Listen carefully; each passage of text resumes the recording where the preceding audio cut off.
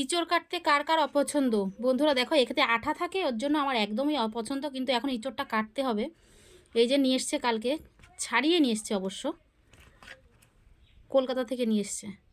Hello বন্ধুরা, সবাই কেমন আছো? আশা করছি সবাই ভালো আছো। তোমাদের ভালোবাসা এবং আশীর্বাদে আমিও খুব ভালো আছি। তো আর একটা মিনি ব্লগ নিয়ে চলে আসলাম। এঁচড় কাটতে অসহ্য লাগলেও খেতে কিন্তু দারুণ লাগে। তো আঠা আছে ওতে এখনও, তো একটু হাতে সর্ষের তেল মাখিয়ে নিলাম আর বুটিতে, তাহলে আর আঠা জড়াবে না।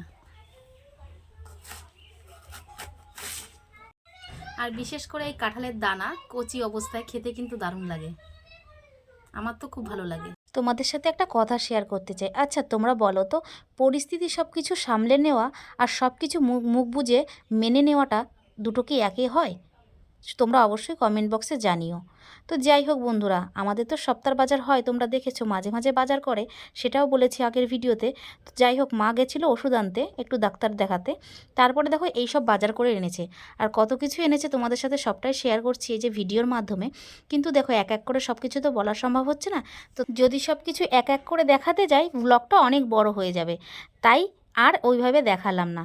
তো যাই হোক, আমার ব্লগটা কেমন লাগলো অবশ্যই কমেন্ট বক্সে জানাবে। টাটা।